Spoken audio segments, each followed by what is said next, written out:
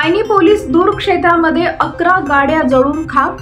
Mayani police दूर परिसरामध्ये अचानक लागलेल्या आगीमध्ये 11 गाड्या जळून खाक झाल्या। पोलिसांनी कारवाई केलेल्या विविध केसच्या माध्यमातून मिळालेल्या गाड्या ह्या आगीमध्ये जळून खाक झाल्या असून आग विझवण्यासाठी ग्रामस्थांनी प्रयत्न केले व त्यांनी आग आटोक्यात आणली, परंतु ही आग लागण्यामागचं कारण अद्यापही अस्पष्टच आहे। आग स्पार्किंगमुळे लागली असून आगीचे स्पष्टीकरण पोलिसांनी द्यावे।